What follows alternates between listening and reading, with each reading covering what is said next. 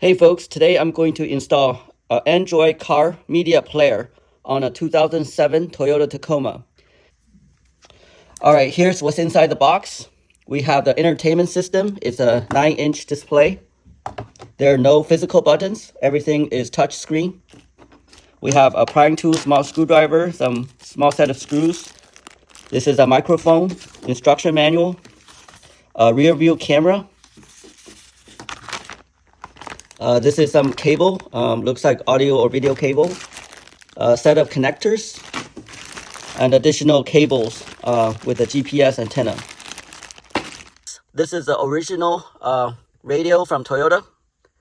We will be replacing this with the Android Carplay. And the first thing I'm going to do is take off this trims and remove the existing radio.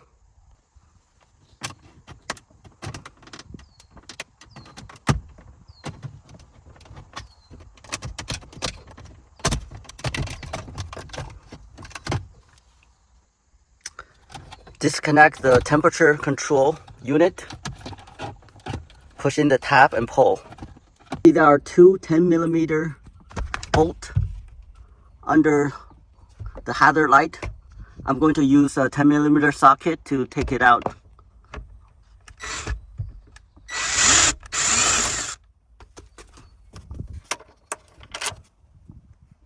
So after removing these two 10mm bolts, there are two more behind. There are two bolts that's very deep, and in order to take them off, you need a 10mm socket with a long extension. And it needs to be small enough you can fit it through.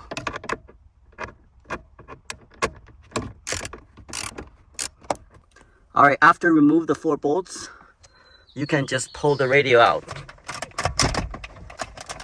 There's going to be wiring behind. Be very careful and pull out each of the wiring tabs. To disconnect the old radio, you need to remove the electrical connectors. There are a total of 5 connectors. 1 black, 4 white. And they're all different, so there's no way to mistake swapping them. This one's antenna. These two are the connectors, and 2 more on the right side. Connector for the hazard light. Make sure you disconnect this as well. And now the radio is completely detached. There are these cables. They all come off this bus. And this one for the antenna. This white cable. And these two are for the fan. I use the tape to mark them. I'm going to test for the fit. This one I got from Amazon. It's already pre-made for this car model. Toyota Tacoma 2007, second generation.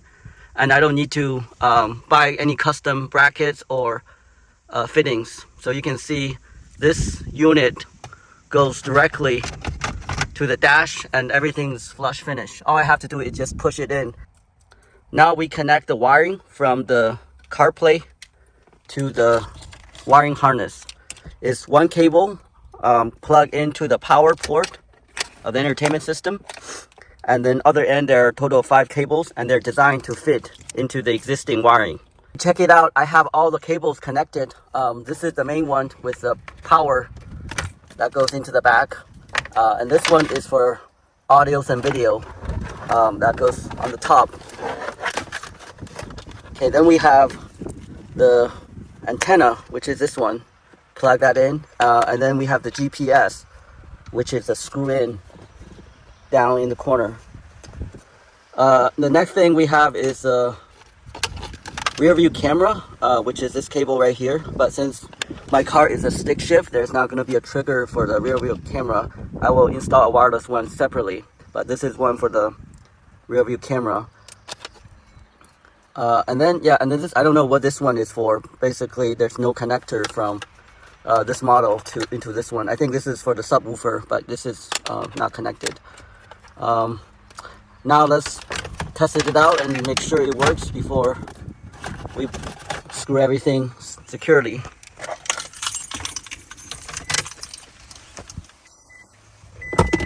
Alright, so it does power it on.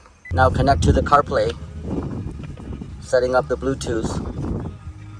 Okay, device name CarBT, Car Bluetooth with the pin number 0s. Now we need to reuse the hazard light and clock, which is down here. So we're gonna have to remove these 2 screws on the side and then use a prying tool to undo the 3 tabs down here. So once you have done that, you can just remove the CD player. Now we have these screws around the corner of the clock and hazard light. Take off all the screws on the PCB. Once you've done that, this thing comes right off. And there are 3 hidden screws underneath. Remove those. After you take out all the screws, the hazard light and clock comes right off. We're gonna put this one in with the entertainment system. Make sure you wipe it off clean before you put it back in. So when you put the emergency light / clock back into the housing, you see the bracket doesn't align up on the top screws. So you need to use the clipper or wire cutter to clip it off. Plug in the emergency light and clock. Now before you snap into place, make sure you pull off these clips from the old radio and snap it in to these slots. And then you can snap it in. Just like that. You see that? You hear the click. Now I'm install the other one.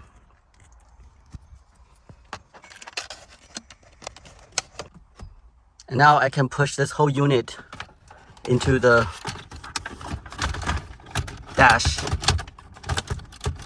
Make sure you don't have any cables loose.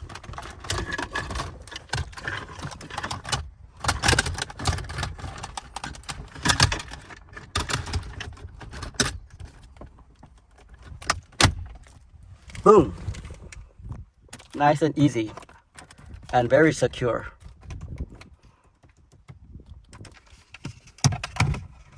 Plug in the AC and the fan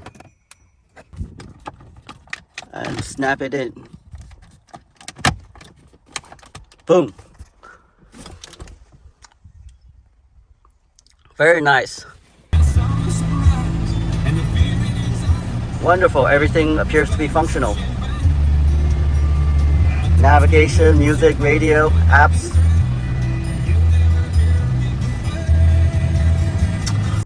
I installed this digital rear view mirror paired with Android CarPlay. This mirror also has a front-facing camera as well as a reverse camera. You can see this is always on. There are 2 wires. One is for the power, one is for the rear view camera. So I just route the wire around the trim. The big wire I have to use staple to secure it in place. Run the wire through the dash, and then you can plug in this 9-volt power. The rear view camera is located on top of the license plate. There are 2 screws, and the wiring is stuffed under the bumper. You can see right under the bumper, and then it goes through into the cabin. This digital rear view mirror has option to select the front facing camera or the rear view camera, or an equal setting. You can both see the front and rear. This is extremely useful if you have a blind spot, a lot of cargo in the back, which you cannot see the rear. So this is definitely good option in addition to the CarPlay entertainment system. Thank you for watching.